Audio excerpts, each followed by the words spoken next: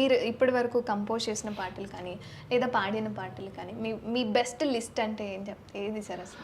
చాలా ఉన్నాయండి, ఒకటి నుంచి కానీ ఒక 10-15 పాటలు ఉంటాయి, మంచి మంచి పాటలు అంటే కూడా మొత్తం. అంటే చాలామందికి ఆ పాటలు పాడినట్టు తెలీదు, అదొకటి ఉంది. అంటే అప్పుడు సోషల్ మీడియా అంత ఇది 2000 ఆ టైంలో అంటే సోషల్ మీడియా లేదు, zero total social media. First ఏదో ఫేస్బుక్ వచ్చింది తప్పితే ఈ రీల్స్ అని టిక్టాక్లు అని ఇవన్నీ చాలా లేట్గా వచ్చాయి. ఇవన్నీ ఎప్పుడు వచ్చాయి? ఇప్పుడు అంత అంతే 2010 తర్వాత వచ్చాయి. అంత గొప్ప పెద్ద హిట్ అయిన రవణమ్మ పాట ఇప్పుడు వచ్చి ఉంటే అది ఇంకా పెద్ద స్టేజ్ చూసేది. ఈ రోజుకి ఆ పాట ఇంకా బతికుంది. అది వింటేనే ఒక వైబ్ సార్. అసలు పెళ్ళి ఎందుకు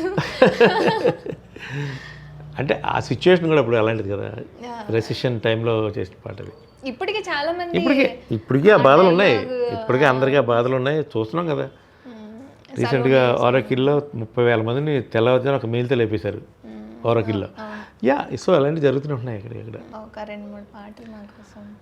2-3 పాటలా మీ లిస్ట్లో కాదు అంటే వాయిస్ ఇందాక ఒక్కప్పుడు తిన్నప్పుడు లోపలికి వెళ్ళిపోయింది, అందుకే ఇబ్బందిగా ఉందన్నమాట. ఒకటి పాట. పబ్బుల్లో క్రౌడు లేదు, ఫేసులో నవ్వు లేదు, దర్జా బతుకు లేదు, పిజ్జా బర్గర్లు లేవు, చెప్పుకుంటే సిగ్గు చెట్టు, చెప్పకపోతే గుండె పొట్టు, చూసి చాలా రోజులైంది యగాదిగా పచ్చనోటు, ఎందుకే రవణమ్మ పెళ్ళెందుకే రవణమ్మ, తాను దురసందు లేదు, మెడకేమో డోలా, రవణమ్మ సతాయించకే రవణమ్మ.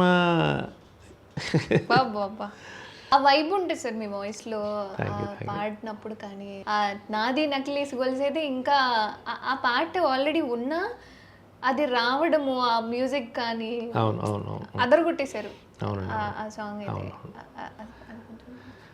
నీ బావగారు వచ్చేటి వేళ, నీకు బంతి పూలు తెచ్చేటి వేళ, నీ బావగారు వచ్చేటి వేళ, నీకు బంతి పూలు తెచ్చేటి వేళ, నాది నాది నాది నకిలిసు గొలుసు, నీ పక్కన పడ్డాది లేదు చూడల పిల్ల, నాది నకిలిసు గొలుసు.